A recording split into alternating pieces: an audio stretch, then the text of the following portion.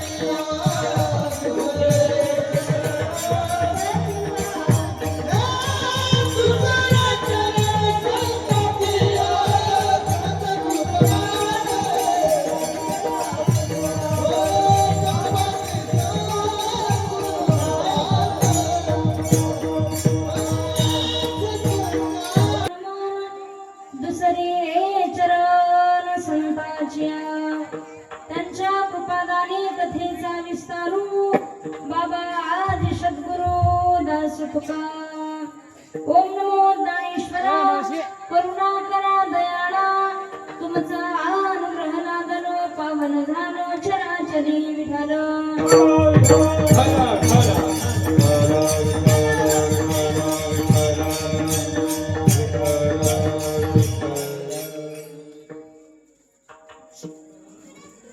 मार्ग दावून गेले आधी दयानिधी संतते तेनेच पंथे चालू जाता न पडे गुंता कोटे काही अभंग श्रीमंत श्री देवनी वैश्य वैराग्यवृत्ती जगद्गुरु तुकोबारा यांचे कृपा अंकित शिष्य पट्ट शिष्य संत श्रेष्ठ निळोबारा यांचा 4 चरणाचा अभंग आजच्या कीर्तन रूपी सेवेकरता निवडलेला आहे विठाल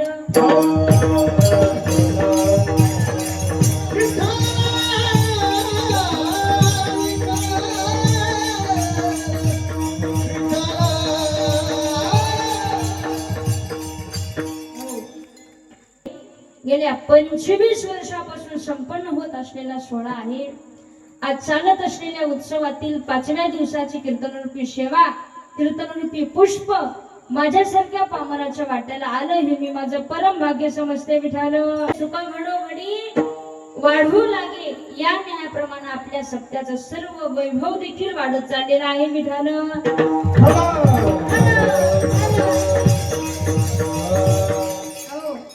आज त्यानिमित्त माझ्या सोबत आलेले माझे वडील आदरणीय हरिभक्त पारायण भजन सम्राट पांडुरंग गुरुजी अनुप पाडेकर वडील यांच्याही चरणावर दंडवत. आणि विशेषतः 7 दिवस ज्यांची अखंड आपल्या सत्यामध्ये गायनाची सेवा आहे अशा आदरणीय गायन क्षेत्रातील आम्ही बादशाह म्हणत असतो बरं या जोडीला. आदरणीय स्वर सम्राट आमचे संतोषजी महाराज मलकापुरी असतील, आदरणीय आमचे माऊली महाराज भंडारी असतील, आदरणीय हरिभक्त पारायण अनिल महाराजही आहेत. आणि या तिन्ही जोडीला आपल्या तालावर नाचवणारे आदरणीय आमचे माऊली महाराज लिंगे असतील. यांच्याकरता जोरदार टाळ्या वाजवा. खरं सत्याचं वैभव म्हणजे कलाकार मंडळी आहे. तुम्ही ना आपल्या सत्याच्या वैभवाला शोभेल असे गुणवान मंडळी आज एकत्रित केलेले आहेत. त्या गुणवान गुणीजनांच्या चरणी दंडवत. आदरणीय आमची वेणीकरी बाबा आहे, तिकडे चोपदार बाबा आहेत. कुठे इकडे इकडे या देश बारके येतो आमचे चोपदार बाबा, त्यांच्याही चरणी एकदा निळोपर्यंतच्या जर भाषेत बोलायचं झालं तर मस्त काय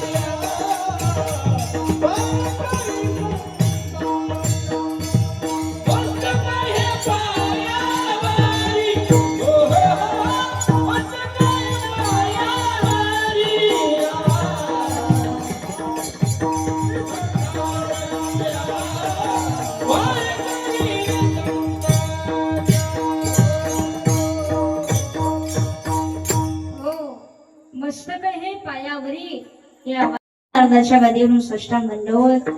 आणि आदरणीय एखाद्या परिसरामध्ये आल्यानंतर अवश्य येतात आदरणीय आमचे कौरचे पांचाळ बाबा असतील, त्यांच्याही चरणावर दंडवत. ऐका, आपल्या गावचा सोहळा म्हणजे खूप मोठ्या पर्व काळावर चालत असलेला सोहळा आहे. हा एक पर्व काळ साधू नाही तर 2 साधूचा निर्णयाचा काळ धरून चाललेला शब्द आहे. नंबर 1 काल जी महाराजांची तुकारामबी झाली ना, तो एक फार मोठा पर्व काळ आहे. आणि नंबर 2 आता परवा दिवशी जे एकनाथ महाराजांची षष्ठी आहे का नाही, आता दरबारच नाथ बाबाचा आहे आपल्या गावचा. ऐका, जगाच्या पाठीवर या हॅलो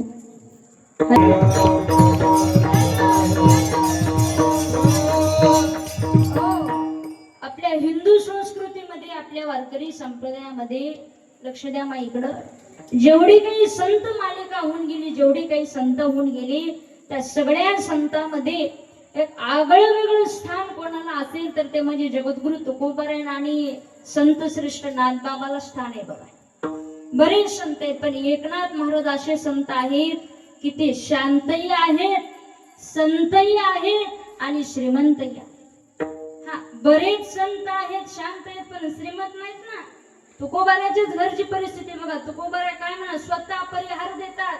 आमच्या घरी काय म्हणले, आम्ही सदैव सुडके जवळे येता चोर धाके, जाऊ पुढती भिके कुत्रे घर राखीती.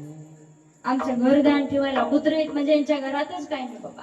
श्रीमंत हे सगळे संत नाहीत पण सगळ्या संतांमध्ये श्रीमंत कोण असतील तर त्याचं वर्णन एका ठिकाणी केलेले. कोण आहेत म्हणले ते सकल संता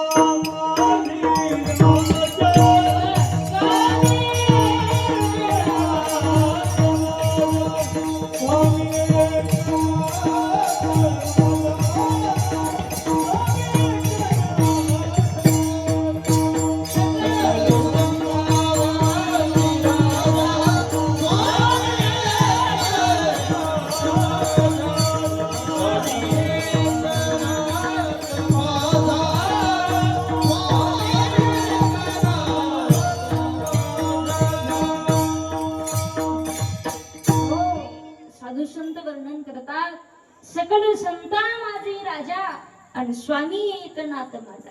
सगळ्या संतांमध्ये राजा म्हणून ज्या साधूला गणला असेल ना ते म्हणजे एकनाथ बाबा आहेत बघा. काय महाराजांची श्रीमंती आहे. अहो त्यांच्या श्रीमंतीचं वर्णन संप्रदायात केलेलं आहे. अहो ही तर भौतिक संपत्ती झाली, पण पारमार्थिक जर तुम्ही नाथबाबाची संपत्ती पाहिलात ना, एकनाथ महाराजांच्या घरी देवानं 36 वर्ष काम केले. 36 वर्ष कसं केले काम? काम कावडीने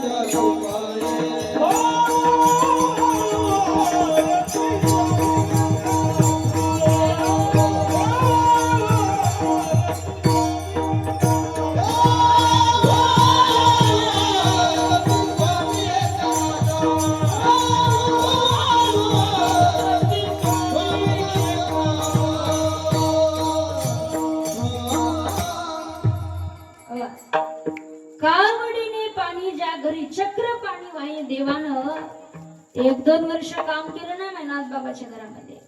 12 वर्ष केशव, 12 वर्ष माधव आणि 12 वर्ष श्रीखंड्या या 3 रूपामध्ये देवानं 36 वर्ष नाथबाबाच्या घरी काम केले.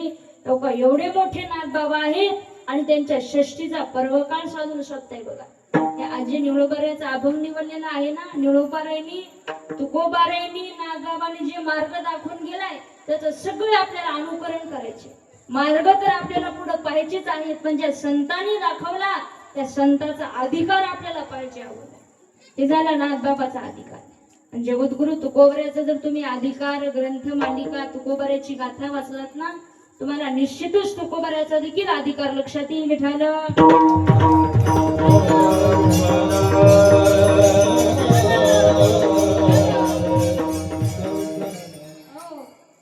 थोडा आवाज वाढव थोडा. Hello hello. हा, तुकोबारेनं आपल्या घरच्या परिस्थितीचा परिहार दिला. मी सांगितलं आम्ही सदैव सुडके. पण तुकोबारायचं नाव घेत असताना संप्रदायामध्ये कोणताही महाराज असो, लहान असो किंवा मोठा असो, डायरेक्ट तुकोबाराय म्हणत नाही, श्रीमंत श्री तुकोबाराय म्हणत असतो. घरात तर दाना नाही, पण श्रीमंत श्री ही पदवी हे परमार्थाच्या बळावर मिळालेली आहे. साधा अधिकार नाही तुकोबारायचा देखील.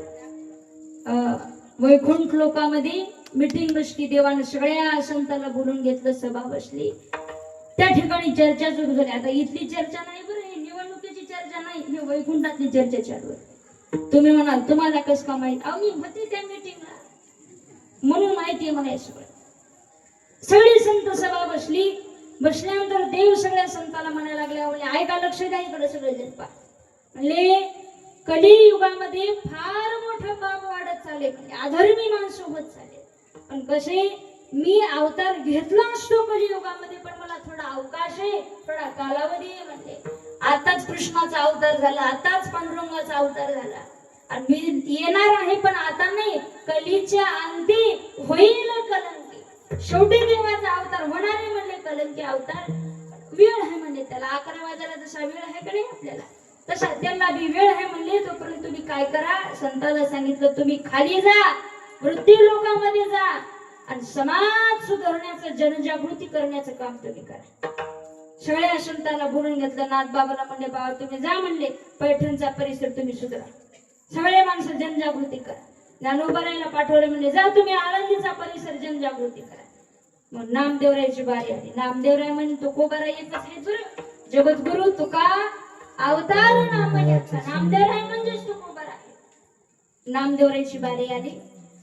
असं पुढे उभा केलं नामदेवराय. इकडे लक्ष द्या बरं, तिथली मीटिंग आहे, इथली नाही, बचत गटाची नाही, लक्ष द्या इकडे. नामदेवरायला समोर उभा केलं. नामदेवराय म्हणले देवा तुमची आज्ञा असेल तर मी मृत्यू लोकांमध्ये जायला तयार आहे गड्या म्हणले, पण माझी पण एक अट आहे.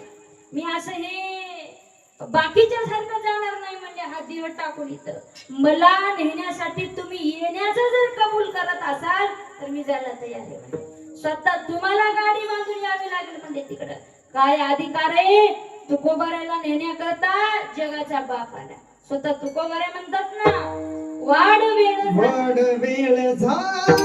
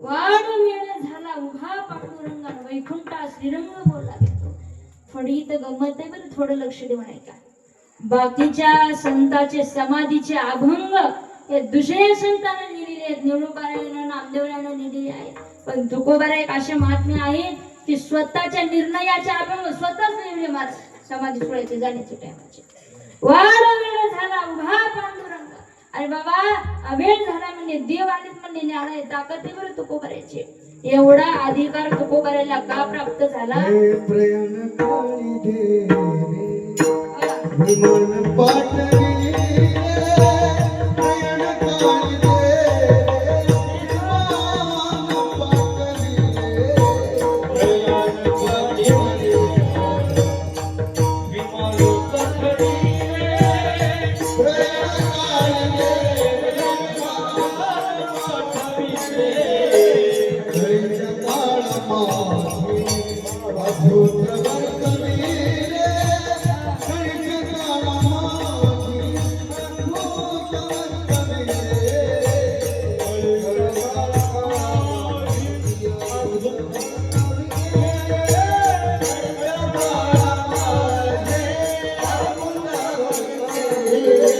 मानव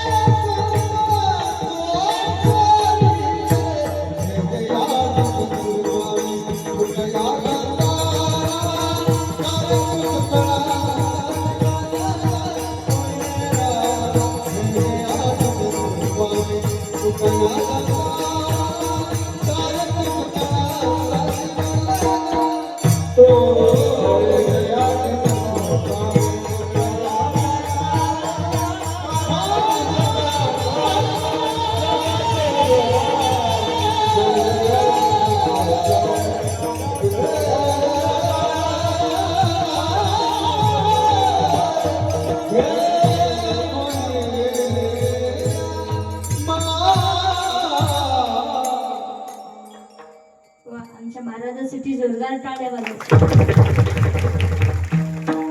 मला वाटते त्या प्रसंगाला होतीच काय की तुम्ही तेव्हाच गोडवा माहिती आहे तिथला तुम्हाला. प्रयाण काळे देवे विमान पाठविले, काय कीर्ती माझी तुकोबारायची. अरे मानव देह घेऊन निज धामा गेले, सदेह वैकुंठाला तुकोबाराय गेले. बाकीचे संत आले, पण कोणी जल समाधी घेतली, कोणी हा देह इथंच टाकून दिला. पण तुकोबाराने देह टाकला नाही, हा नाशका देह, हा देहच घेऊन तुकोबारा वैकुंठाला गेले. बाबा एवढा अधिकार का प्राप्त झाला सांगू तुकोबारायला.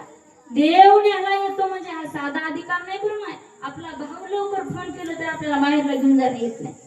एवढा का महात्मा वर्णन तुकोबाराचं प्राप्त झालं, कारण तुकोबाराने जीवनामध्ये परमार्थाशिवाय दुसरं कामच केलं नाही. तुकोबाराय म्हणजे आमचा धंदाच आहे म्हणले दिनराजाने, हाच धंदा गोविंदाचे पोवाडे. साधूला दुसरा धंदा नाही बरं. आता महाराज कसे काही काही भजने आपल्याला भेटतात. एक भजना मला भेटला होता काल परवा, त्या नाव सांगित नाही, ओळखीचं आहे आपल्या. ते म्हणला ताई निष्ठ्या कीर्तनावर पोट भरत नसते म्हणला. मी म्हणलं आता काय करायचे, काय नाही म्हणला जोड धंदा करायचे म्हणला. बाप जोड धंदा. मी म्हणलं काय करणार आहे, कुक्कुट पालन करणार आहे. आता वारकऱ्याला कुक्कुट पालन जोड धंदा शोभते का? अरे दुसरा धंदा करायची गरजच नाही. कसे जोडीले हे नसरे धन, अविनाश आनंद घन, अमृत मूर्ती मधुसूदन समचरणी देखील. तेवढ्या निष्ठेने केलं पाहिजे ना. तुकोबाराचा परमार्थ साधा नाही, अखंड खंडेना जीवन. आणि रामकृष्ण नारायण रात्री न कळे दिवस न कळे, अंगी खेळी दैवते. तुकोबारा म्हणले आमचा भजना विना जे वेळ वाया गेला ना ते फक्त 3च वर्ष. सिंक जांभळी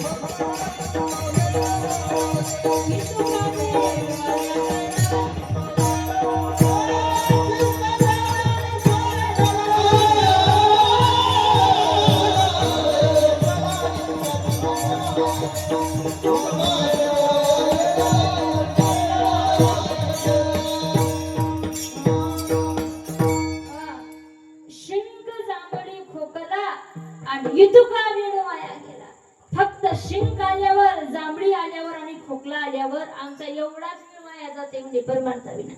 पण हे कसे माय आपल्या ह्याच्या उलट आहे बरं. आपल्याला एवढ्या 3च वेळेस देवाची ध्यान येते. जोऱ्यात शिंक आलं की माणसं काय म्हणते बाबा हरे राम म्हणत असते. जांभळी आली राम राम राम राम राम राम म्हणत असते. पण काही बैमान असे आहेत माय जांभळी आल्यावर राम राम म्हणणार, बायकोचं नाव घेते. काय बायकोचं स्मरण आहे, अवघडे वाचायचं. पण तुकोबाराचा परमार्थ साधा नाही बरं बाबा. तुकोबाराय रोज सकाळी उठल्यानंतर 8 वाजता जसं माणूस ड्युटीला तयार होऊन जावं. तुकोबाराची ड्युटी कोणती होती सांगू? Duty is duty. भजनच महाराजाची ड्युटी होती बाबा. उठले ना घातला गळ्यामध्ये विना निघाले भजन करीत करीत करीत. तुकोबाराय देहूच्या बाहेर एका पुण्याच्या शेटची विठाल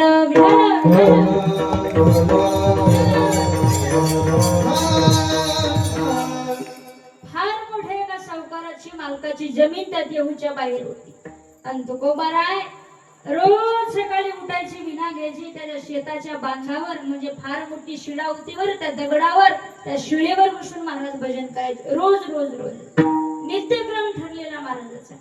एके दिवशी सहज महाराज भजन करत बसलेले असताना तुकोबाराचा अधिकार जाणून घ्या बरं. सगळं भजन करत असताना तो मालक त्या ठिकाणी जवळ आला आणि तुकोबारायला म्हणायला लागले म्हणजे महाराज किती दिवस भजन करायचे म्हणजे आता इथं बसून तुम्ही जे इथं बसला ना ते जे शिळा आहे ना ती माझ्या शेताच्या बांधावरली शिळा आहे म्हणजे माझ्या मालकीची जागा आहे म्हणजे किती दिवस बसणार आहे तिथं तुकोबारे म्हणजे बाबा तसं काही ठरवून नसते मला आपलं जोपर्यंत मन वाटलं तोपर्यंत बसायचं ज्या दिवशी नको वाटलं इथं जाईन मला भंडारा माळावर भराड्या माळावर कुठे इथे तो शेतकरी तो सावकार तुकोबारायला म्हणायला लागला म्हणले महाराज एक काम करा ना माझं ते म्हणले काय करायचे काय नाही म्हणले अजून 1 महिना तुम्ही इथंच या म्हणले रोज भजन करायला इथंच आमच्या बांधावरच बसून भजन करा महाराज म्हणले का म्हणजे माझा बी एक स्वार्थ साधला जाईल म्हणले एक तर तुमचं भजन बी होईल आणि माझी जेवारी राख आली म्हणले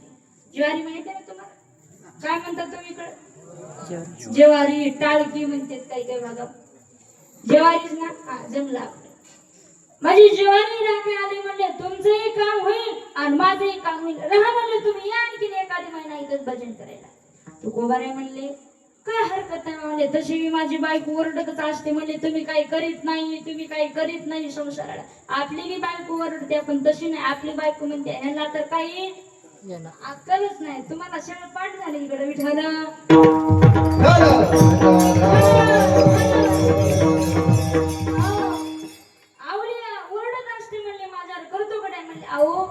आवलीचं ओरडणं जिजाबाईचं ओरडणं हे काही रागावलं नव्हतं बरं फार मोठं प्रेम होतं काही महाराज मोठ्यानं ओरडू सांगते जिजाबाई म्हणजे कर्कशा होती म्हणजे कर्कशा अरे ती नव्हती तुझी घरची असेल कर्कशा जिजाबाईचा अधिकार साधा नाही बाबा परिस्थिती तशी आली म्हणून जिजाबाईनं तो राग व्यक्त केला काही ठिकाणी तर जिजाबाई म्हणते ना माझ्या माया बापे बरे नाही केले पदरी बांधले भिकाऱ्याच्या काय माझं चुकलं होतं म्हणून भिकाऱ्याच्या पदरामध्ये बांधलं म्हणजे काय याच्या घरामध्ये काय नाही हो दिवाळी निघाले म्हणजे सगळं याच्या घरचं ऐका जगद्गुरु तुकोबारायनं बाकीचं धन कमवलं नाही खरं धन कमवलं खरं धन कोणते परमात्मा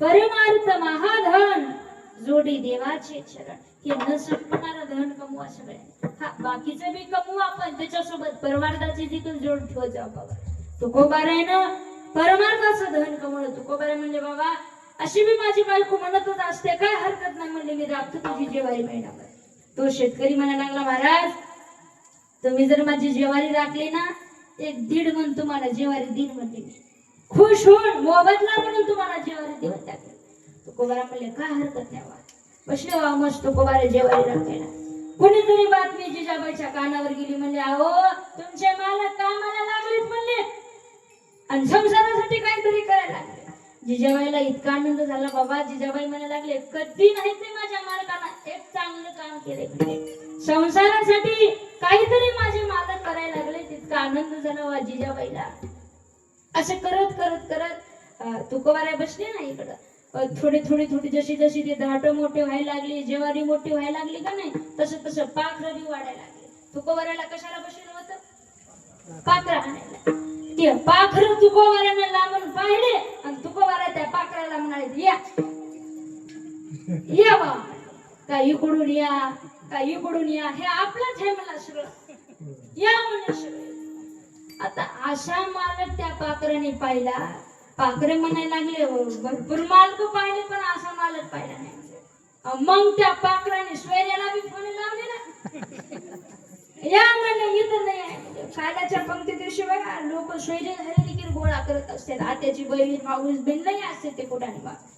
मग असं एवढं सगळं झाल्यानंतर लोकांना खाण्याची तर शिस्तच राहत नाही बघा. माणसं 7 दिवस कुठे जातात की कीर्तनाला नसतात, कुठे नसतात. काल्याच्या दिवशी पंक्तीला बघत जा माणसं. किती गावात हेच माणसं कळत असते त्या पंक्तीच्या दिवशी. माझं तिकडे ते वाशिम जिल्ह्यामध्ये कीर्तन होतं बाबा, घडलेली घटना आहे बरं. ते कीर्तनाला गेल्यानंतर 5-6 हजार पब्लिक होती बा कीर्तनामध्ये. काल्याचं कीर्तन होतं. कीर्तन झालं, इकडं काल्याचा अभंग चालू आहे. गाडवं माठ पडत असतात ना, इकडं अभंग चालू आहे. तोपर्यंत 1000-2000 माणसं उठले पंक्ती धरायला. इकडं कीर्तन सोडून पंक्ती धरायला तिकडं बसले. एक असं षडपातळ होतं. भागो भागो भागो पळायला लागलं. पडलं ना आडवं त्या गर्दीमध्ये ते. त्याच्यावर माणसं त्याला तुडवून चालायला लागले. त्याचा हातावर तुडी, पायावर तुडी, ते खालून आणायला म्हणजे, अरे माझा हात गेला, पाय गेला. कशाला बघतात माणसं, ज्याचं त्याला जेवायचं पण आहे बा. जागा धरायला लोक पाहिजे. माणसं पळायला लागले. मग नेलं त्याला ते दवाखान्यामध्ये. ते चौकशी केल्यानंतर मला कळालं की आपल्याच उदगीर भागात होते, ती सासरवाडी होती म्हणजे तिकडे. मला आपल्या भागातला माणूसकडे आम्ही गेलो ना दवाखान्यामध्ये ते वाशिमला. ते हळू तसं डॉक्टरना असा वर हात उचलला, हात असा खाली पडला त्याचा. डॉक्टर म्हणले, ताई त्याचा हात गेला बा. म्हणलं जाऊ द्या बा. असा पाय उचलला, पाय बी खाली पडला. ते म्हणला, ताई हात बी गेला आणि पाय बी गेला. मी म्हणलं काय जाऊ द्या बेटा, म्हणून तुम्ही याला शुद्धीवर आणा आणि निघू म्हणलं तिकडं पुण्याला, लातूरला काहीतरी करू याचं तिकडं. ते काहीतरी औषध वगैरे देऊन डॉक्टरने त्याला शुद्धीवर आणलं. ते शुद्धीवर आणल्यानंतर माझ्याकडे पाहिले, ते ओळखीच होत. आणि ते म्हणाले, ताई. आम्ही म्हणलं बोला. ते हळूच म्हणाले, म्हणला पहिली पंगत उठली का, झाली का पहिली पंगत? आणि मी म्हणलं मेलाच ना बा तू पहिल्या पंक्तीच्या नादा. भाऊ शिस्तच नाही ना माणसाला विठाल.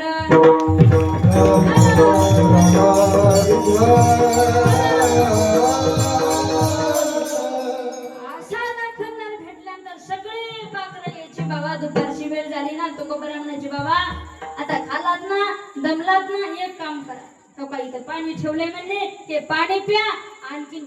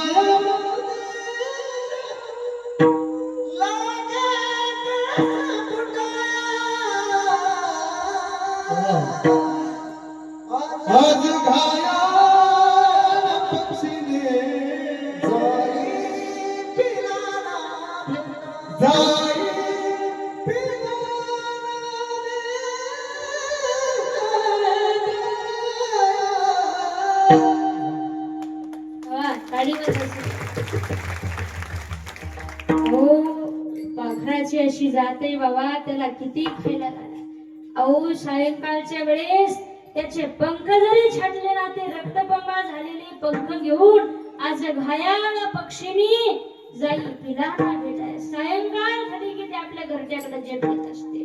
गार हिंडे आकाशी आणि चित्त तिचे पिला पासे. संसार कसा करावा जरा मतकट्टीच्या माणसाने पक्षाकडून शिका. कसं करतात संसार? पक्षी अंगणी उतरती ते का गुंतून या राहती. तैसे असावे संसारी जोवरी प्राचीनाचे दोरे. तुम्ही माय दारामध्ये ज्यावेळेस धान्य वाळू घालतात जेवता येते खाण्यासाठी, ती एकच दाना घेऊन जाते का लई मट दिसाले म्हणून इथंच राहते. एकच जेवढं चोचत भेटेल ना तेवढंच, बाकीच्याचा अभिलाषा धरत नाही. असं त्यांच्याकडे बघून शिकलं पाहिजे आपण. विठाला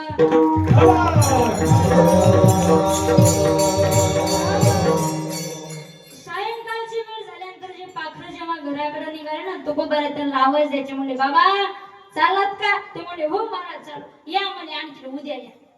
त्या पाखराला निमंत्रण द्यायचे उद्याचे. महिनाभर झाले नाही महाराजाचं पाखरं राखणार. आता एवढ्या खाल्यावर दाना राहील का त्याला? 1 महिना झाल्यानंतर ज्या शेतमालकाने महाराजाला राखण करण्याकरता ठेवलं होतं का नाही, ते आला का मालक चौकून असं शेताला वेडा घातला. त्याला कोणसाला एक झाड दिसलं नाही, काय एक दाना दिसला नाही त्याला. असे तळपायचे मस्तक राहिले त्या मालकाचे. त्याला धरलं तुकोबाराला खाली वळलं. तुकोबार रागवायला लागला. म्हणाले बाबा तुझ्या लेकरासाठी तर काहीच ठेवलं नाही, पण माझ्याही लेकराच्या तोंडातलं हिसकावून घेतलं का? म्हणजे माझे लेकर बाळ खायचे, माझंही वाटोळं केलं का? धरलं बा तुकोबाराच्या हाताला आणलं गावामध्ये. तिथं पंच बसले होते. विठ्ठल कुलकर्णी जाण आला घेऊन तयार खाया. पंचाच्या सभेमध्ये तुकोबाराला आणलं आणि सभेमध्ये आल्यानंतर तो शेतकरी पंचाला सांगायला लागला. म्हणजे अहो मी यांना जेवारी राखाय ठेवले होते म्हणले, पण यांना सगळ्या पक्षाला चारून पार केले. माझ्या एवढं भरून भरपाई करून द्या म्हणाले त्यांना. पंचाने तुकोबाराला विचारलं. म्हणजे महाराज खरंय का? म्हणले तुम्ही यांच्या जेवारीचं नुकसान केलं का? महाराज म्हणजे हो बा केलं. म्हणजे माझ्यामुळे झालं. म्हणजे तुम्हाला कशाला ठेवलं होतं? ते म्हणे पाखरू राखायला ठेवलं होतं. राखले का पाखरू? महाराज म्हणजे हो राखले ना. म्हणजे कसे राखले? म्हणजे मी त्यांना बोलवायचो, त्यांना पाणी पाजू घालायचो. ते म्हणजे महाराज असे पाखरं राखायचे असतात का? म्हणजे कसे राखायचे असतात? त्यांना धोंडा मारणं काय, गोफण मारणं काय? महाराज म्हणजे बा तसं नाही जमायचं आपल्याला. कारण हे जे आहेत ना पक्षी पाखर कोणी ते म्हणजे माझे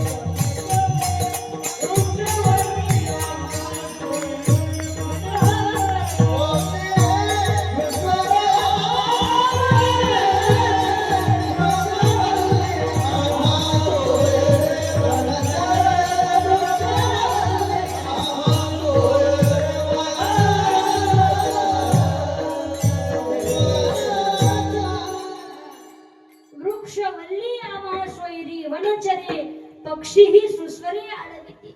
हे झाड पशु पक्षी माझे स्वैरीधारी म्हणलं बा. स्वैरीला आपल्याला असं काय मारणं बिरणं काय होणार नाही. ते पंच म्हणायला लागले महाराज तुम्हाला नुकसान भरपाई करून द्यावी लागेल. तुकोबारा म्हणले काय हरकत नाही, मी नुकसान भरपाई करून द्यायला तयार आहे. विचार करा तुकोबाराच्या घरात खायला काही नाही, पण शब्द बघा म्हणजे मी द्यायला तयार आहे. म्हणजे काही काही लोक घरात नसलं तरी सत्याची पट्टी द्यायला होकार देतात. मी रोजगार करेल म्हणजे पण सत्याची पट्टी दे. पण काही काही घराच्या घरी जळता जळणं पण द्यायला तयार होईनात बाबा. त्याला बी मोठं मन लागत असते. पंच म्हणायला लागले अरे बा सगळंच कसं पाखरं खातील रे. म्हणले चला आपण एका शेताकडे जाऊ. सगळे पण ते जात असताना अगोदरच त्या शेतकऱ्याला विचारलं होतं. म्हणजे बा तुझं किती नुकसान झालं? ते मला कमीत कमी 5-6 मन तरी ज्वारी झाली असते मला. तो शेतकरी म्हणाला. तुकोबाराला विचारलं म्हणजे खरं आहे का तुकाराम महाराज? 5-6 मन ज्वारी झाली असते का? तुकोबारा म्हणजे खोटही म्हणजे 5-6 मन नाही 10-12 मन ज्वारी झाली असते म्हणजे. तुकोबाराचं बोल नाही. ते पंच म्हणायला लागले महाराज अहो कमी सांगा तुम्हाला द्यायचं म्हणले. महाराज म्हणजे नाही बैमान होणं आपली जात नाही. बाशी आले ना ते सगळे असं बोर्डवर लिहून घेतलं. म्हणले एवढी 5 मन ज्वारी तुकोबाराने भरून द्यावी. सगळे पंच शेतामध्ये आले. पाहता काही माझ्याकडं तुकोबाऱ्यावर आलेला आग लपवण्यासाठी जगाचा चालक मालक पंढरीश परमात्मा दाण्याच्या रूपाने त्या शेतात येऊन अवतरला होता. स्वतः देवदान होऊन त्या ठिकाणी आला होता.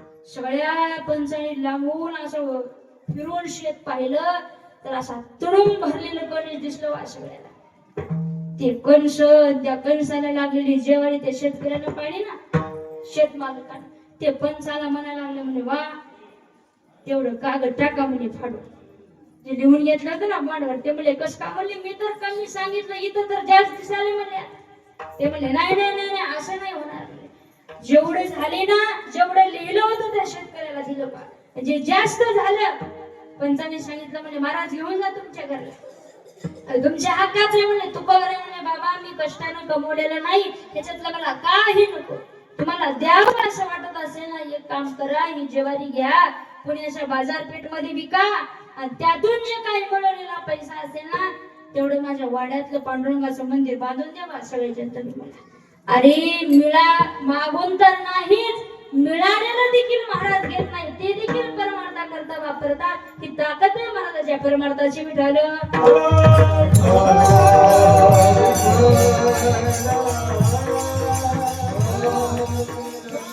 अशा अधिकारी महात्म्यानं नाथ बाबा सारख्या महात्म्यानं काय मार्ग सांगितला कोणता मार्ग सांगितला आपल्याला 11 वाजेपर्यंत पाहायचं आहे. थोडं लक्ष देऊन ऐका. शेवेकरचा जगद्गुरु निळोबाऱ्याचा अभंग निवडला आहे ना. निळोबारा म्हणजे साधे संत नाहीत बरं, फार मोठा अधिकार आहे निळोबाऱ्याचा. जगद्गुरु तुकोबारायची कृपा अंकित शिष्य म्हणून ज्यांना ओळखलं जातं पट शिष्य म्हणून ओळखलं जातं ते म्हणजे निळोबारे. त्याही काळामध्ये बरेच शिष्य असतील का तुकोबारायचे पण बाकीच्याचं नाव नाही अग्रगण्य निळोबाऱ्याचं नाव आहे. आपल्या परमार्थामध्ये गुरु शिष्याच्या 3 जोड्या सांगितल्या जातात बघा. 3 जोड्या थोडं लक्ष देऊन ऐका. आता हौशेकर बाबाची परंपरा म्हणजे गुरु परंपराच लाभली म्हणा आपल्या गावाला देखील. आपलं भाग्य सगळ्या गावकऱ्याचं. गुरु शिष्याची पहिली जोडी सांगितली संप्रदायामध्ये मच्छिंद्रनाथाची आणि गोरक्षनाथाची. पहिली जोडी म्हणजे गुरु परंपरा कशी असावी पहा त्यांच्याकडे. संप्रदायात दुसरी जोडी सांगितलेली आहे संत श्रेष्ठ निवृत्तीनाथाची आणि ज्ञानोबारायची. काय माझ्या ज्ञानोबारायची गुरु भक्ती तुम्ही सगळेजण ज्ञानेश्वरी उघडून पहा म्हणजे तुमच्या लक्षात येईल. आता व्यासपीठ प्रमुखच इथे आहेत आमचे सुरेश महाराज. माऊलींनी ज्ञानेश्वरीमध्ये गीतेबद्दल बोलण्याच्या अगोदर गुरुबद्दल बोलले. गुरु भक्ती ऐका बरं ज्ञानोबारायची. ज्ञानोबाने अगोदर म्हणले म्हणून जाणते न गुरु भाजीजे तेने कृतकारी होईजे जैसे मूळ सिंचने सहजे शाखा पल्लव संतोष. मग पुढे आहे ते धर्मक्षेत्र कुरुक्षेत्र आधी गीता नाही अगोदर गुरुबद्दल बोलणे.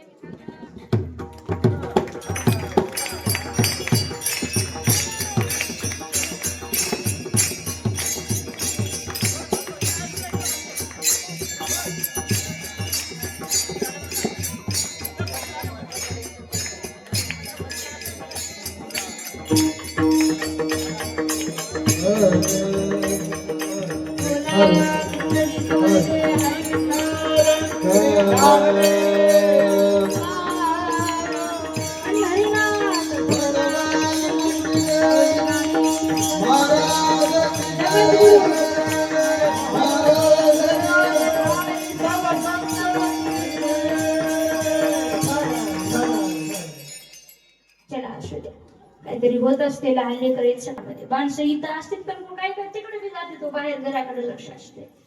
गुरु परंपरेबद्दल आपलं बोलणं चालू आहे. काय परमार्थामध्ये खरंच गुरुनिष्ठा असली पाहिजे बरं. कुठंतरी कोण्यातरी गुरुवर आपली भक्ती असली पाहिजे. कबीरदास महाराज म्हणले ना अरे परमार्थामध्ये गुरु शिवाय रस्ता दाखवणार कोणी नाही बाबा. गुरु बिना कौन बताए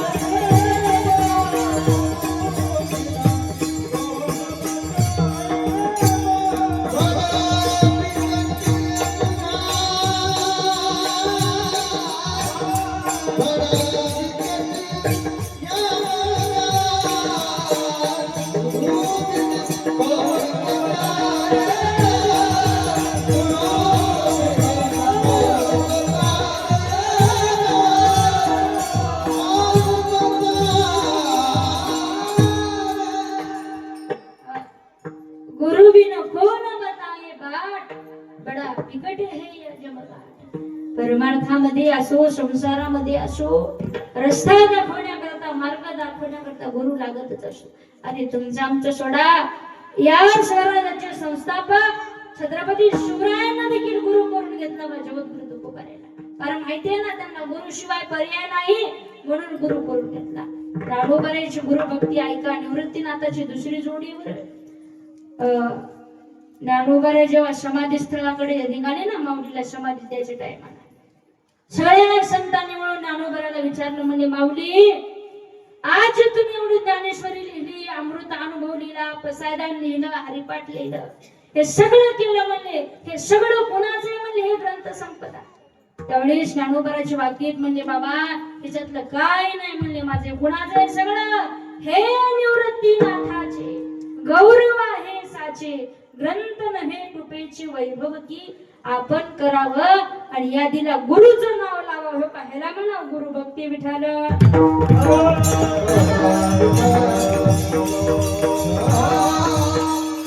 पण आपली गुरु भक्ती तशी नाही बा. आपली गुरु भक्ती म्हणजे आता गुरु असे झाले, शिष्याची प्रॉपर्टी मला कशी मिळेल म्हणून सगळ्या गुरुची धडपड चालू आहे त्याच्या नावाला आपल्या करून देण्यासाठी.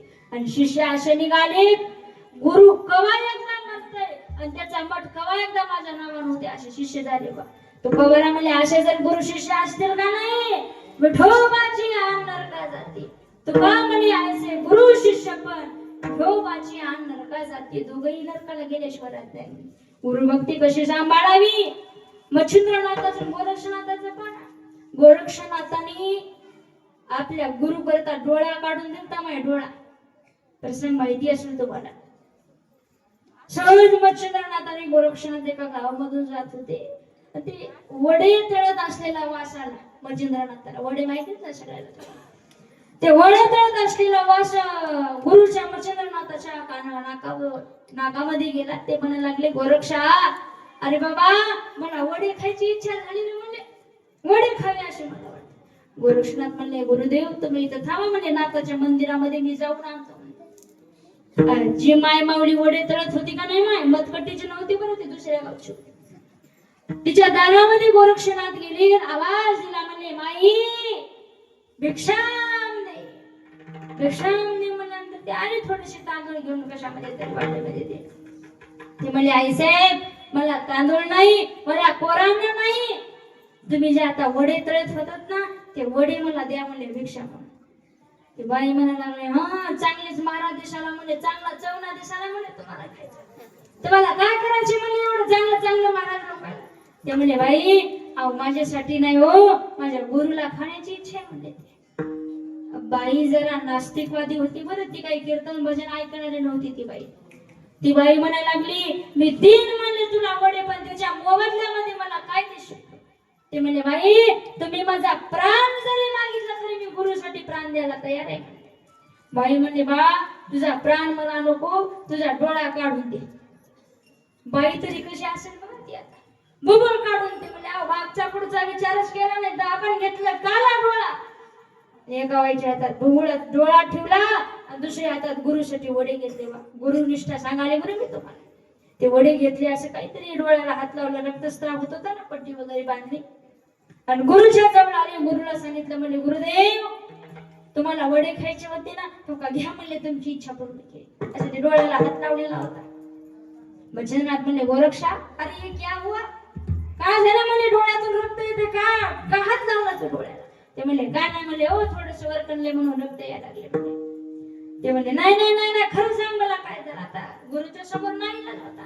ते म्हणले, गुरुदेव त्या बाईनी वड्याच्या मोबदल्यामध्ये डोळा मागितला म्हणून मी डोळा दिला आणि तुमच्यासाठी वडे घेऊन आले म्हणले. अहो गुरु बी तेवढ्याच अधिकाराचं होतं ना, मागचा पुढचा विचार केला नाही. कमंडलूतलं पाणी घेतलं, डोळ्यावर शिंपला पाणी, जशाच तसा डोळा झाला. आता शिष्यानी विचार करा, नाहीतर पुण्या तर गुरुचा ऐकून डोळा काढून द्या तुम्ही. कारण तशी शिष्यात बी ताकद राहिली नाही आणि गुरुत बी ताकद राहिली नाही ना. आता विठाल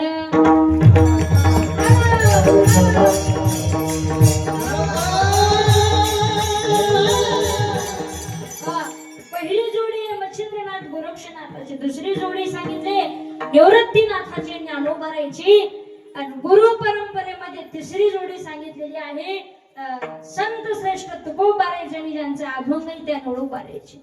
काय माझ्या निळूबारायची ताकद असेल ऐका बाबा. ज्यांनी वैकुंठात गेलेल्या गुरुला वापस बोलून घेतलं, वैकुंठात गेले तुकोबाराय. आता काल बीज झाले ना महाराजांचं. वैकुंठाला गेल्यापासून तुकोबाराय 3 वेळेस खाली आले बरं, 3 वेळेस. नंबर 1 संताजी महाराज जगनाने करता, एकदा स्वतःची मुलगी भागीरथी करता, एकदा आले ते संत श्रेष्ठ निळूबाराय करता. मला वाटते आपण जर तेवढ्या मनातून हाक मारले ना तुकोबाराय आपल्या करता देखील येतील बाबा. पण भाव असला पाहिजे तेवढा. संताजी महाराज हे तिली समाजाचा महात्मा आहे बरं, तिली समाजाचा. ते तुकोबारायसोबत गायी चारायचे संताजी महाराज. गायी चालत असताना सहज तुकोबारायच्या तोंडातून शब्द निघून गेला, चारिता गोधने माझे गुंतले वचने.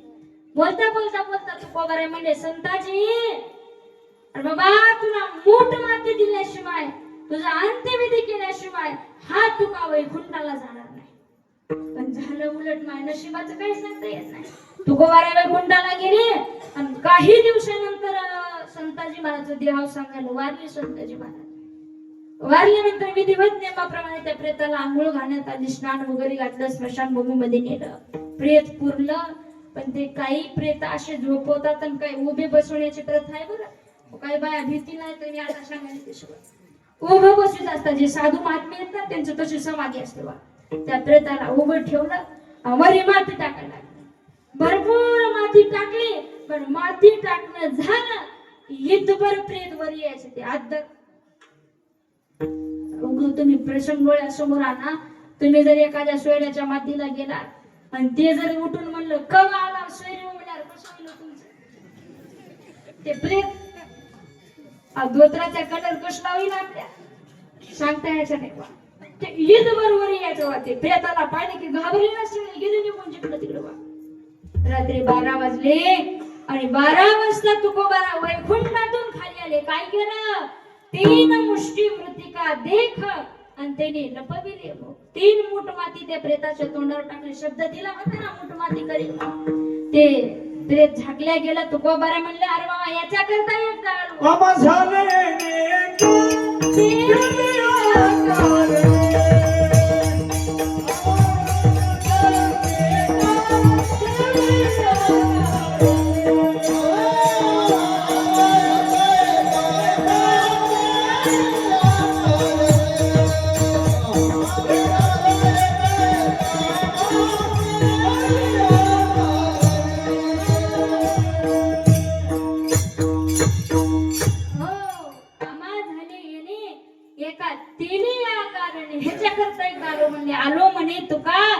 संतून हवया वैकुंठ लोका. पण संताजी महाराजा करता आले आणि एकदा आले ना माय ते स्वतःची मुलगी भागीरथी करता आले. ज्यावेळेस भागीरथीला कळालं की बाबा न सांगता वैकुंठाला निघून गेले. इथे एक बारकाव आहे बरं. तुकोबाराय वैकुंठाला जात असताना सगळ्याला सांगितलं, गावातून फिरले हो, चला सरपंच चला वैकुंठाला, पाटील चला वैकुंठाला. लोक म्हणले, अरे महाराज बरं होतं मला अगोदर आधी पंढरपूरला तर चला म्हणला, आता डायरेक्ट वैकुंठाला कोण येईल? मी जर तुम्हाला म्हणलं इकडे लक्ष द्या, माय कीर्तन झाल्यावर वैकुंठातलं विमान आले, कोण कोण येईल माझ्यासोबत? फुगट आहे हो, तिकीट नाही आपल्याकडे, कोणी तयार आहे? तसे झालं तू कोपऱ्याचे. स्वतःची बायको आली नाही माझ्यासोबत. सगळ्यांना सांगितलं पण एक भागीरथीला आणि निळूबारायला मात्र सांगितलं नाही जाते वेळी. भागीरथीला कळालं की न सांगता बाबा गेले. पोरगी आक्रोश आक्रांत करून गेले कोण्या गावा, बाबा गेले कोण्या गावा, बाबा गेले कोण्या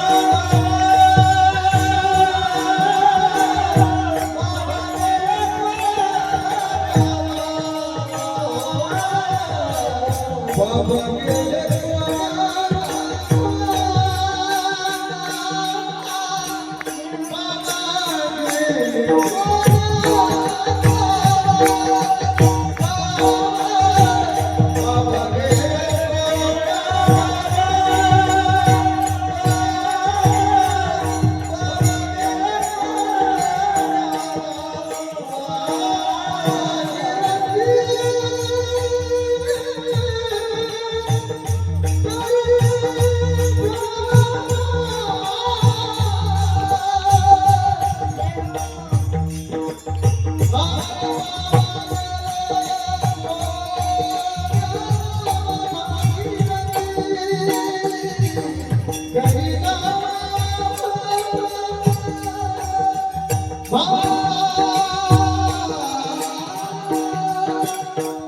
वा.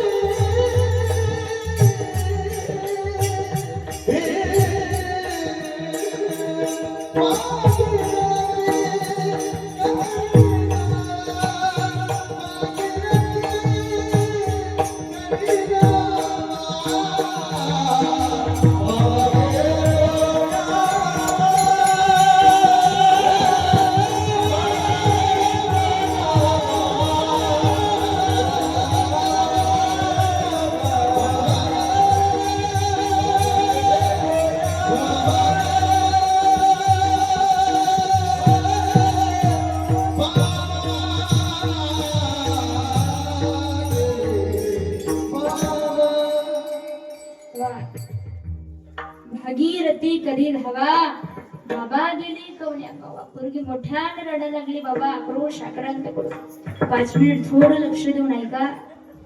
या जगामध्ये निस्वार्थपणानं प्रेम करणारं नातं जर कोणतं असेल ना बाबा, ते एक लेकीचं आणि बापाचं प्रेम आहे बरे.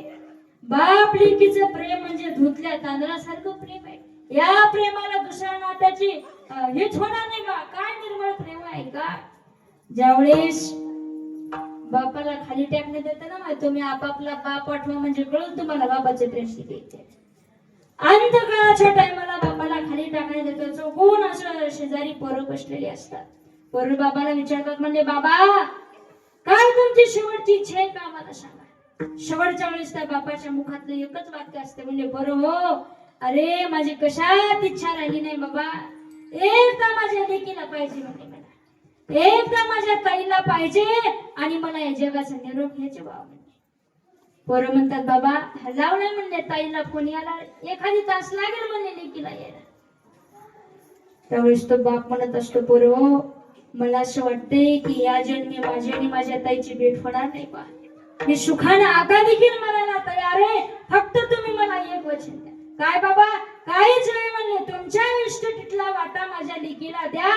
मी असं अजिबात म्हणणार नाही, पण जन्मभरात माझ्या लेकीची दिवाळी कधी चुकू नका, एवढं वचनाचं पालन करा. एवढं वचन बाप घेतो आणि सुखानं प्राण सोडत असतो. फार प्रेमावर त्या बापाचं कळत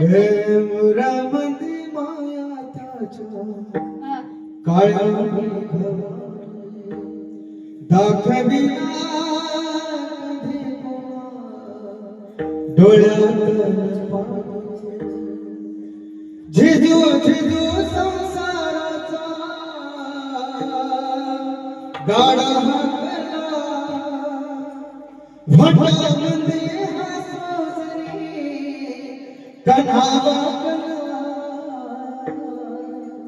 घडी भर तू ऐकताच धाप लई अवघड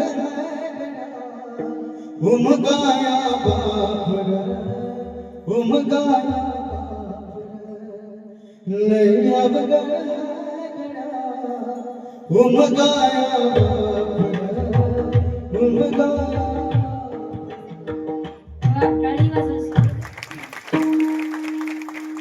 काय बापाचं प्रेम आहे, फार आपल्या आवाजाच्या गोडव्यातून त्यांनी वर्णन करून दाखवलेले.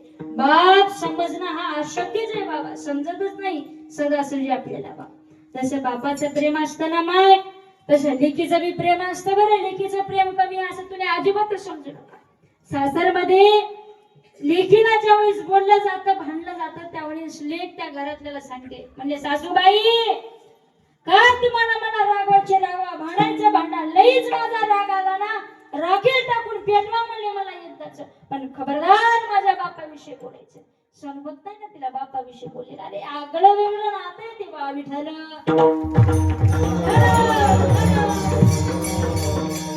तसंच तू करायचं. भागीरथीचं नातं होतं ते प्रेम होतं बा. लेकीनं केलेला धावा ऐकून जगद्गुरु तुकोबाराला वैकुंठातून खाली यावं लागलं. आले तुकोबारा.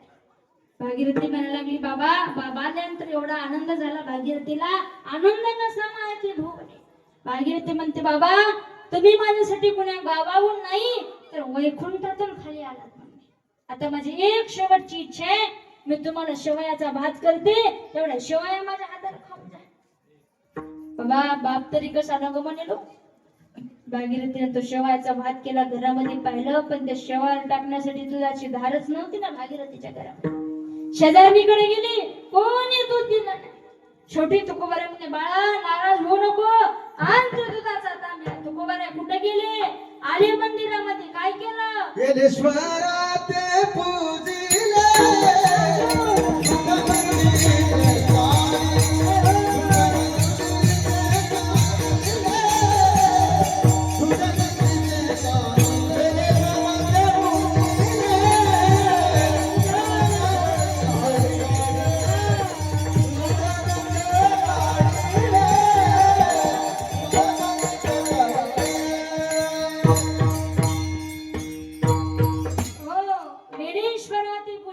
महादेवाची पूजा केली आणि दूध नंदीचे काढले. तुकोबाराईनं दगडाच्या आनंदीचं दूध काढलं, दगडाच्या आनंदीचं. तर तसं काय बसलेल्या शेतकऱ्याला माझा प्रश्न आहे, नंदी दूध देतो का? आहे का आपल्याकडे बैल एखादा दूध देणार असलं तर सांग बा, आम्ही घेऊन जाऊ आमच्या महाराष्ट्रामध्ये. तुम्ही म्हणताय नंदी दूध देत नाही, पण मी नारळाच्या गादीवर सांगते बाबा, नंदी देखील दूध देत असतो, पण काढणारा अधिकाराचा पाहिजे ना. हे आपल्यासारखं गाय खाली जरी बसलं तरी गाय लात मारते आपल्याला. आपला अधिकारच नाही ना तेवढा. देवानं देखील काढलं बघा नंदीचं दूध. राधेला पाहून फुलले हरी आणि बैल घेतो नंदा घरी. पण ऐका, तुकोबारानं देवानं जिवंत बैलाचं दूध काढले, पण माझ्या तुकोबारानं दगडाच्या नंदीचं दूध काढले. मला एक सांगायचे, एकदा आले ते भागीरथी करता, एकदा आले ते संताजी महाराजा करता, आणि आणखीन तिसऱ्यांदा एकदा आले यांचा अभंग आहे त्या निळोबाराय. निळोबाराय 42 दिवस उपोषण मानलं होतं, अन्न पाण्याचा त्याग केला होता. 42व्या दिवशी देव समोर उभा टाकली, डोक्यावर हात ठेवला, म्हणे निळोबाराय उघडा डोळे. निळोबाराय डोळे उघडले, आणि डोळे उघडल्याबरोबर विचारलं, म्हणे कोण आहेस म्हणले तू? निळमणी तुझा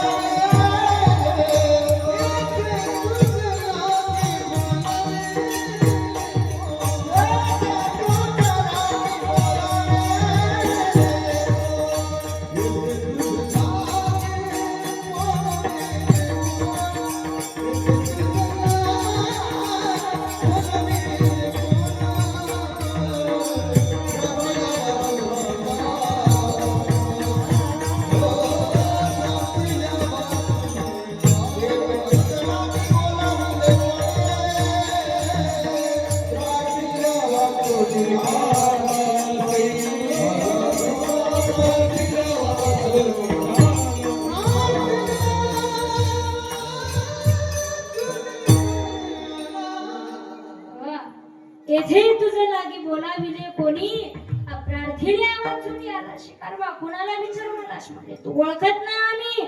निळा म्हणे आम्ही न ओळखूची देवा. ओळखत नाही म्हणल्यावर देवाची तळपायच्या मस्तकाला गेली ना. देवाने निळोबाराय, मी काय तुम्हाला एवढा साधा वाटलो का? मला एवढा हलक्यात घेऊ नका म्हणजे. कोण आहे मी? अरे म्या बोलविले आवे तू बोली, या चालविल्या सूर्य चाले, या हलविल्या प्राणू हले जो जगाते चालिता. ऐसा जो समर्थो ब्रह्मांडाचा धनी. या जगाचा चालक मालक देव आहे म्हणले मी. देव भेटणं तुम्हाला एवढं सोपं वाटलं का? म्हणजे लय आवड आहे गुरु. माऊलीने दानेश्वरी मध्ये सांगितले किती आवड आहे म्हणणे. अष्टांगादे संकटी योगी शिनताती परी अवसरो नाही भेटली ज्ञानी म्हणे. काही काही लोक तर देवासाठी का नाही घराची राख रांगोळी करून देवाच्या मागे लागले. देवासाठी घेऊन जोग आणि अवघा भोग तेजेला. एवढा साधा नाही पाहिजे. एवढा मी अवघड महात्मा आहे. सहजासहजी तुम्हाला भेटलो म्हणजे निळोबाने म्हणले जेव्हा तुम्ही पुढचं बोलूच नका, मी तुम्हाला बोलवलं नाही, आला पवनानं वापस जा. तर बसला कशासाठी? तू काही याचा धावा करीत असे. नाईला झाला, देवाला वापस पाठवलं आणि तुकोबाराला खाली यावं लागलं. आले काय केलं? हात ठेवीला मस्तकी प्रसाद देऊन केली सुखी. मला एक सांगायचे, देवाला पाठवण्याची ताकद आणि गुरुला बोलवून घेण्याची ताकद तेवढा अधिकारी महात्मा निळोबाराय आज आपल्याला मार्ग सांगण्याकरता आलेले. निळोबाराला लोकांनी प्रश्न विचारला, म्हणे महाराज आज जे तुम्ही आता मार्ग सांगणार आहे, तुमच्या मनाचा मार्ग सांगता का? महाराज म्हणजे मनाचा नाही, हा मार्ग अगोदरच संतांनी दाखवून दिलेला आहे. अभंगाचा प्रथम चरण. मार्ग दावून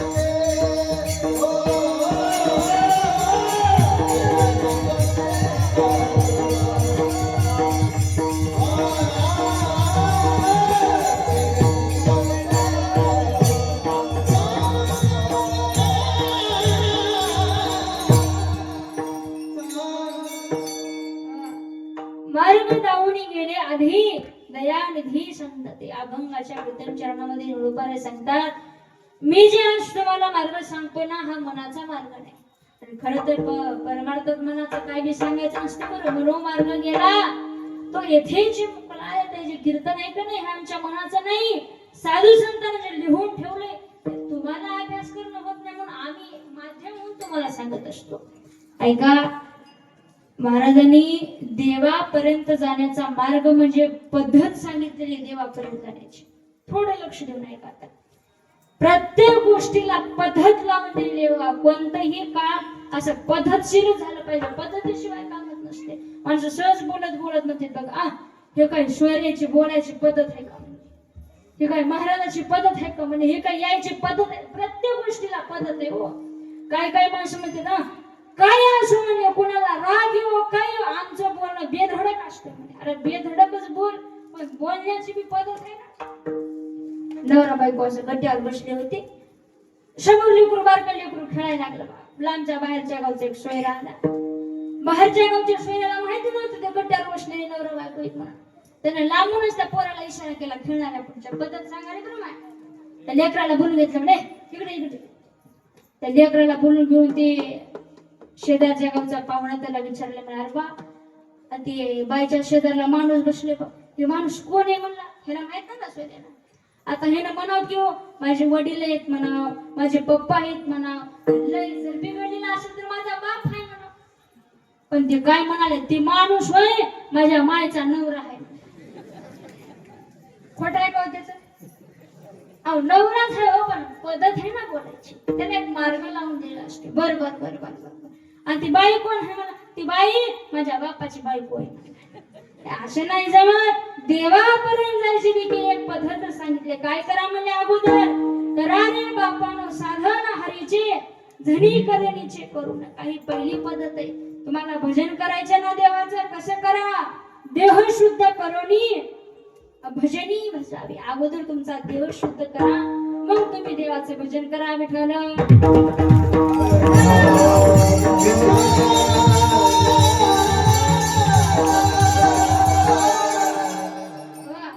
आपण एवढं आज भजन करतो, एवढं देवाचं भजन करतो, आपल्याला देव का पावत नाही सांगू?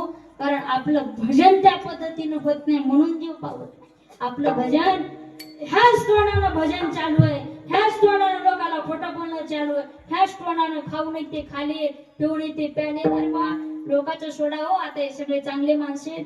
काही काही गावात अशा भजने तोंडात तंबाखू धरते, तुका म्हणे माझे, तुका म्हणे माझे. कशाची माझे आले बा? कीर्तनात कुठं तंबाखू असावी का माणसाची तोंडामध्ये? आता आम्ही किती बी सांगा तुम्हाला तंबाखू खाऊ नये, तंबाखू खाऊ नये, ते मागे बसले पोलीस नाही जर पाहिलेत बघा तंबाखू खाणार आहे. इतर हाय तोपर्यंत म्हणतात, मंडपात बसेपर्यंत आमचं सांगितलेलं ऐका हो, खरे बा महाराजांचं खरं देते. इथं हाय तोपर्यंतच म्हणतात. एकदा कीर्तन झालं असं धोतर झटकीन बाहेर जाताना लगेच तंबाखू खाणार, चोळी चोळीत शेजारचं म्हणतात. आता तर दीदीने सांगितलं ना तंबाखू खाऊ नये म्हणून, इकडे बघा माय ते चोळी चोळीतच म्हणते. असं सांगणं त्या महाराज लोकांचा धंदाच आहे म्हणते की तोंडात टाकते. कितीही सांगून सांगून गेले बाबा. अरे परमार्थ करायचा ना शुद्ध वाणीने परमार्थ करा. तुम्ही म्हणाल ताई आम्ही काही खाऊ काही पिऊ, देवाच्या नावाला काय झाले म्हणाल, देवाच्या नावाला काही होत नाही. तुम्ही वंगळवाणीनं नरका जाणे चुके ना भजन, ते वंगळवाणी नरका जाणे चुके. वाईट तोंडानं केलेलं भजन तुका देवाला बी मळ मळ मळ मळ करते बघा, उचमळते. तुम्ही जर स्वयंपाक किती चांगला असू द्या, करणारी जर बाई चांगली नसेल तर स्वयंपाक खावाटते माय, खावाटत नाही. तसं करणारं जर भजन चांगलं नसेल ना, देवाला देखील भावत नाही. ते विठ्ठल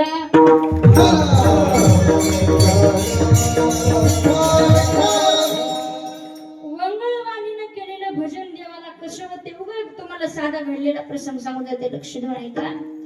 एका गावामध्ये, आता आमच्या महाराष्ट्रातला प्रसंग आहे बरं, पुरीचं लग्न ठरलं, पुरीची सोयरीक ठरली म्हणून बापानं गावाला जेवण दिलं. बा खुशी बा आता लेकीच्या लग्नाची, गावाला जेवण दिलं सोयरीकीचं. सगळे सोयरेधारी जेव्हा आले, पण असा आचारी बोलवला होता स्वयंपाकाला, बा साधे जरी तांदूळ दिले का नाही असा घमघमाट. आचार्यामध्ये मिळली मोठी ताकद असते, टेक्निक असते ती करायची. बा काही काही बाय असा स्वयंपाक करते, डबावर मसाला आणि चव नाही कशाला असते. पण काही बायाचं थोडं का असते, पण ते चव आणत असते. त्या आचार्याची खासियतच होती, कमी जरी सामान असलं तर ते भारी स्वयंपाक करायचं. बा सगळं चांगलं होतं, पण त्या आचार्याला होती रगत भीती. काय नाही तुम्हाला मोठा वगैरे असलेले रोग असते का नाही, तशी ती रगत भीती होती. त्याला पुऱ्या वगैरे सगळं झालं, पंक्ती बसली, असा पडदा टाकून माग स्वयंपाक चालू होता आणि पुढे पंक्ती बसलेल्या होत्या. भात मारलं पंक्तीला, भाताचा घमघम घमघम. मी तुम्हाला वंगळवाणीचं भजन सांगाले बरं. घम घम घम घम घम घम भाताचा वास सुटला. सगळे लोक म्हणायला लागले, बा काय सगळं भात आहे म्हणले, भात सांगा तर असा असावा. काही लोक म्हणतात अरे तांदूळ भारी असतात, तांदूळ नाही साधेच तांदूळ आहेत म्हणला, पण आचारी भारी आहे म्हणला. पुरी आणल्यावा, पुऱ्याचा सुगंध सुटला, भाजीचा सुगंध सुटला. तुम्ही तोंडाला पाणी आणू नका, पण तिथलं सांगाले. सगळे सगळे स्वयंपाकाचं आचार्याचं वर्णन करायला लागले. आता हे आचार्य महागी बसा पाहू बघू ना, हे आचार्याला वाटू लागलं म्हणजे एवढे आपले लोक कौतुक करायला तयार, ते आपण पुढे जाऊन आपला परिचय करून दिला पाहिजे ना, इंट्रोडक्शन करून दिलं पाहिजे ना. ते बा पडदा शाळलं त्याला बाजूला आणि आलं पुढं आणि सोयऱ्याला म्हणाले, बरं का सोयरे हो, तुम्ही ह्याचे स्वयंपाकाचं वर्णन करायला लागले ना, तो काही स्वयंपाक हा सगळा मी स्वयंपाक केलेला आहे, मला असं हात करून सांगायला लागले. ते लोक म्हणले खरे बा चांगलं स्वयंपाक आहे. ऐका, तुम्हाला वाटत असं आचार्य भारी आहे, पण आचार्याला हाताखाली हाताखाली माणसं लागतात काय ते. मला हाताखाली बी माणसं लागत नाहीत. मला हे पुऱ्याचं पीठ हो माझ्या हातानं चोरलेलं आहे म्हणलं. ते हात दाखिलं बा ते बिळबिळ झालेले हातात ते सगळं पुवानं भरलेलं बघितलं लोकांना. लोक म्हणजे अरे स्वयंपाक चांगला आहे पण हेनं जर केलं असेल ना तर उठल्यालाच बरं आहे. खाण्यात काही मजा नाही. ते म्हणत असेल तुम्हाला वाटत असेल या आचार्याला भांडे बिंडे लागतात काय की मला भांडे बी लागत नाहीत. मला ह्या पुऱ्याना माझ्या मांडीवर लाटलेल्या पुरी आहेत मला. लोक म्हणजे चला म्हणजे सुधरा. स्वयंपाक चांगला आहे पण का भावत नाही होत मला. करणारं चांगलं नाही ना. तसंच आहे देवाचं नावही चांगले पण करणारा जर मुख शुद्ध नसेल ना ते देखील आपल्याला उतार देत नाही. विठाला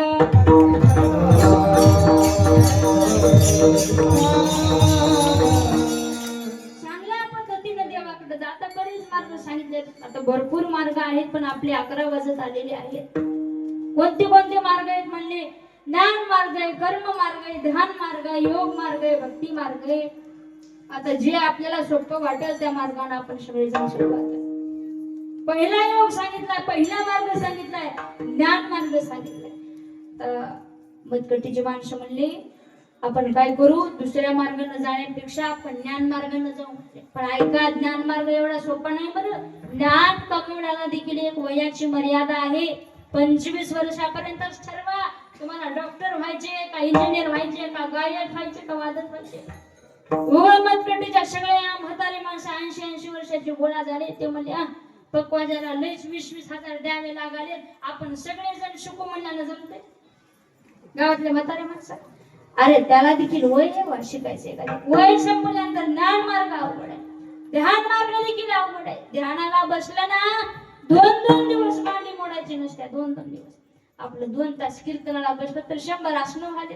हे पायवरी कर ते पायवरी कर. क्षमता राहिली ना तुमचा दोष नाही बा त्याच्यामध्ये. ध्यान मार्ग अवघड आहे. पण योग मार्ग तर लईच अवघड आहे. कारण योगाची वाटा जे निघाली असं वाटत आहे दुःखाचा ची वाटा भागाला. योगियांचे राजा आहेत ना 12 योग पण योगाचं खंडन करतात. योग याग विधी योग मार्ग विद्या सोडून काय माणसं म्हणजे आम्ही कर्म मार्ग करू. कर्म मार्ग बी सोपा नाही. कर्म किती अवघड आहे माहिती का. आता जे ब्राह्मण लोक कर्म करतात ना जेवायला बसल्यानंतर ताटाच्या भोवती पाणी फिरवते. बरोबर आहे ना माय कस काय फिरवते तू शेजारी फिरते म्हणून आपण फिरवायचं. काही काळानंतर म्हणला मुंग्या जवळ येत नाहीत म्हणून फिरते. अरे ते पाणी फिरवण्याच्या मागे असं शास्त्र आहे. ते पाणी बी इतकंच घेतलं पाहिजे उडदाच्या डाळीची पाठ भिजल. कर्ममार्ग बघा उडदाच्या डाळीची पाठ भिजल एवढंच पाणी घेतलं पाहिजे. आणि जर जास्त झालं का नाही दारू पिल्याचं पाप लागते. आपण एवढं पाणी फिरतो आज ते पत्रवाळी तर मध्ये होती. त्याच्यामुळे आपल्याला कर्म मार्ग देखील जमणार. सगळ्यात सोपा मार्ग आहे भक्ती पंथ बहु सोपा. कलियुगामध्ये काही करू नका म्हणले. कलियुगा माझी करावी कीर्तन. कुठं जायची गरज नाही. खाईचं बैसोनी करा एक चित्त. तुम्ही या मार्गाने चला निश्चितच तुम्हाला देव भेटेल. या सांगितलेल्या मार्गाने या जर पंथाने गेला तर काय होईल.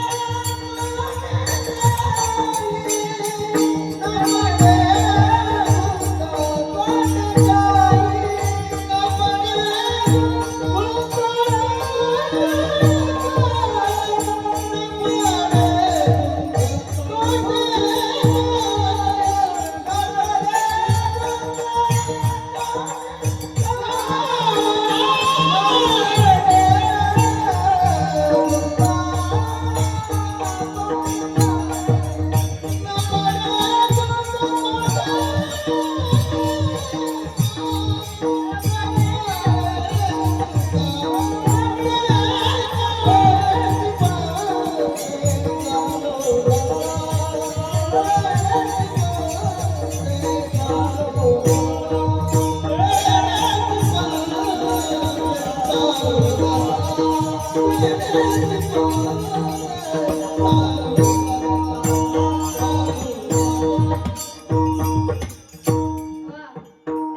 पंथे चालू जाता न पडे गुंता बोटे काही.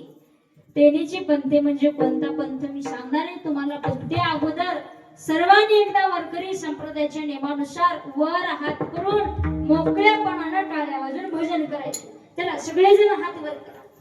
भगवंतांनी ज्याला ज्याला नामस्मरणाकरता हात दिले असते मोकळे मोकळे ऐका. आपल्याला भाषणाच्या नाही भजनाच्या टाळ्या वाजवायच्या. तर सर्वांनी एक साथ बोबा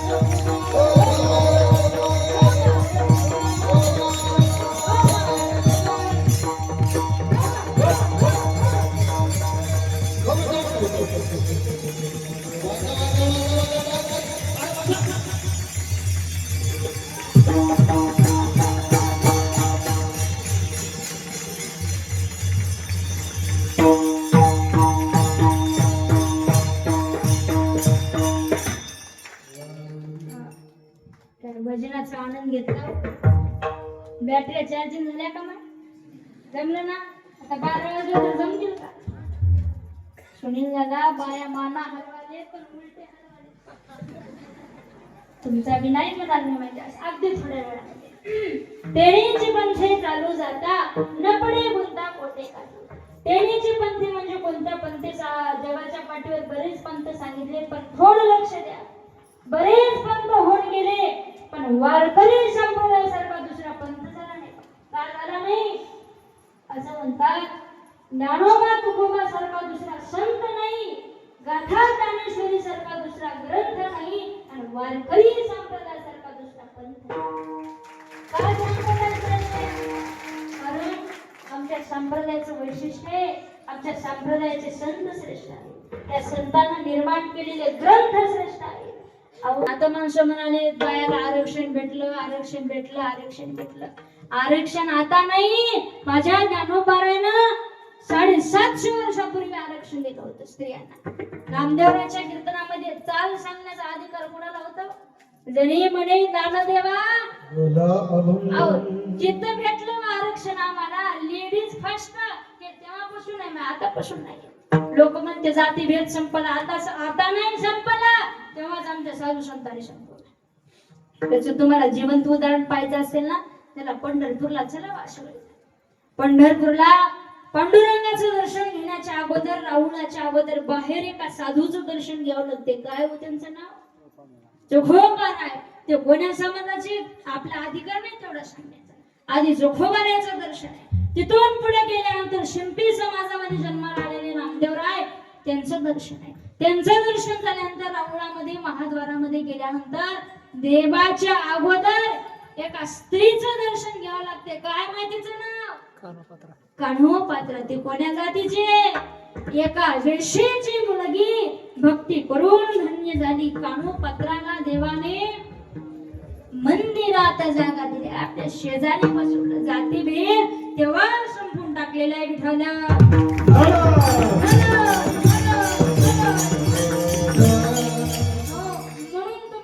पंथाचं अनुकरण करण्यापेक्षा याच पंथानं चाला. कारण या जर पंथानं गेलात ना, न पडे गुंता कोठे काही, पुढंच तुम्हाला आडफाटा निर्माण होणार नाही. अहो बरेच मोठे साधू या पंथाने गेले हो. आपण ज्या छत्रपती शिवरायांचं काय म्हणले तुम्ही? वेद मार्गे मुनी गेले, याच मार्गे चालले. मोठे साधू या मार्गाने गेलेत. आपल्याला दुसरा मार्ग तयार करायचा नाही. हा ठरलेला जे हायवे आहे का नाही, त्या हायवेने आपल्याला जायचं. सगळ्याला माग माग माग माग आपण जातो असं नाही बाबा. या स्वराज्याचे संस्थापक छत्रपती शिवरायांना देखील हाच पंथ स्वीकारलेला, हाच मार्ग स्वीकारलेला. तुकोबाराचं शिष्यत्व पत्करलं म्हणजे संप्रदाय पत्करला ना बाबा. छत्रपती शिवराय म्हणजे जेवढे राजे आहेत ना तेवढा धर्माचा अभिमान आहे त्यांना. ज्या ठिकाणी राजशाही आणि धर्मशाही एका ठिकाणी येते ना त्या ठिकाणी रामराज्य यायला वेळ लागत नाही. माझे राजे म्हणजे राजे घडवण्याच्या पाठीमाग सगळ्यात मोठा हात कोणाचा असेल तर माँसाहेब जिजाऊ माँसाहेबाचा हात आहे बघा. जगाच्या पाठीवर दोन जिजाऊ होऊन गेल्या. एक जिजाऊनं या देशाकरता आपला पुत्र दिला, या देशाकरता स्वराज्याकरता पुत्र दिला आणि एका जिजाऊनं परमार्थाकरता आपला नवरा दिला. म्हणजे तुकोबाराय दिले. काय जिजाऊ माँसाहेबाचे उपकार आहेत आपल्यावर. एका ठिकाणी एका कवीनं सांगितलंय, विचार करण्यासारखी गोष्ट आहे. जर जिजाऊ माँसाहेब जन्माला आल्या नसत्या तर काय देशाचं चरित्र घडलं असतं. ते एका ठिकाणी तो कवी म्हणतो, जिजाऊ माँसाहेब तुम्ही जन्मल्या नसत्या तर नसते जन्मले शिवछत्रपती. अरे काशी की कला जाती मथुरा में मस्जिद बैठती. अरे एक शुभाना होता तो सुन्नत सबकी हो जाती, सुन्नत सबकी हो जाती. आई जिजाऊचे पुण्य कसे आले फळा. तो बाबा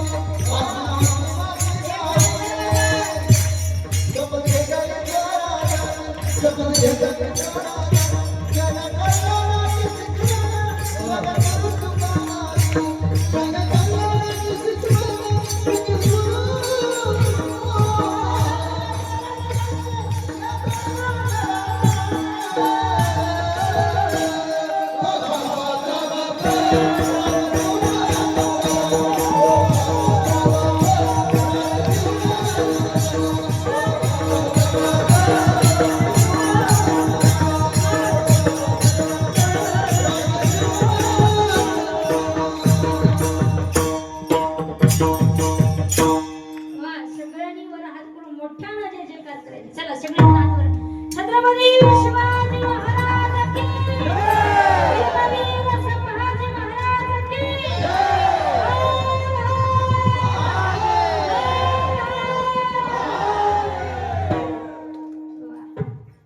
आज एवढा आनंदाने आपल्याला गजर करायला भेटतो ना त्यामागचे उपकार फक्त जिजाऊ माँसाहेबचे उपकार आहेत. काय शिवराय घडवले, काय संभाजी महाराज घडवली. शिवरायांचं कर्तृत्व सर्वांना माहितीच आहे. आता संभाजी महाराज काय घडले. आता हल्ली जो छावा चित्रपट निघाला ना बघा म्हणजे तुमच्या सगळ्याच्या लक्षात येईल महाराजांचं जीवन चरित्र काय बघा. आज ह्या महात्म्याचा एवढा जे जेकार होतो त्यांनी काय केलं, काहीच नाही. फक्त या पंथाने गेले ते तेनेच पंथे चालू जाता न पडे कोणता कोटे काय. हा पंथ अगोदर अवघड होता पण सोपा केला. मोडून या नाना मते देती सिद्धांत सौरसो. हा पंथ सांगणारे संत कसे आहेत. अभंगाचं शेवटचं चरण.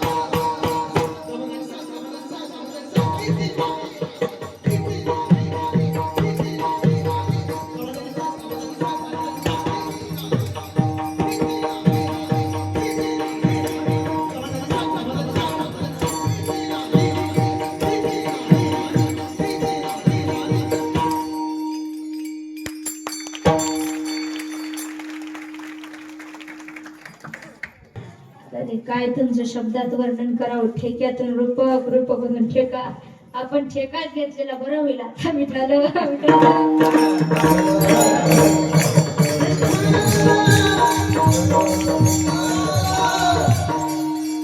निळामणी ऐसे संत कृपावंत सुखसिंधू. आता ऐसे संत म्हणजे आता 11 वाजेपर्यंत जे सांगितले का नाही, ऐसे संत कसे आहेत म्हणले ते कृपावंत आहेत, सुखसिंधू आहेत. त्या मार्गाने जर गेला तेनीची पंथे चालू जाता नपडी गुंता कोठे काही त्याचा अवकाश. भगवंत सद्गुरू जशा प्रकारे बुद्धी देतील तशा प्रकारे सेवा करण्याचा प्रयत्न केलेला आहे. सर्व गावकरी मंडळी, तरुण मंडळी, कार्यकर्ते मंडळी खूप तुम्हा सर्व भाविक मायबाचे ऋण व्यक्त करण्यापेक्षा मी तुमच्या ऋणात राहावी इच्छिते. ऐका, मला एक गोष्ट अभिमानानं सांगावी वाटते. कर्नाटकातला परमार्थ हा थोडा आगळा वेगळा परमार्थ आहे. थोडं 2 मिनिट लक्ष देऊन ऐका. कारण कर्नाटक भूमी ही साधी नाही. कानडा हो विठ्ठलू, कर्नाटक स्वतः देव या ठिकाणी मोठा झाला. भागवत कथेमध्ये भक्तीला विचारलं म्हणजे अगं भक्ती तू कुठं जन्मलीस? कारण भक्तीचं वाक्य आहे उत्पन्न द्रविडे देशे वृद्धिं कर्नाटके गतः क्वचिन क्वचिन महाराष्ट्रे गुर्जरी जीर्णतां गतः. ते भक्ती म्हणते मी द्रविड देशामध्ये जन्मले पण लहानाची मोठी ना कर्नाटकातच आहे. म्हणून कधीही कर्नाटकातला पर्वत बाबा हा वाल्लीलाच परमार्थ आहे आणि त्यातला हा आपला परिसर आहे. खूप गोड नियोजन आहे. झालेली सेवा भगवान पंढरीश परमात्म्याच्या आई वडिलाच्या ग्रामदैवत मारुती रायाच्या आणि नाथ बाबाच्या चरणी अर्पण करून सेवेला पूर्णविराम. ज्ञानेश्वर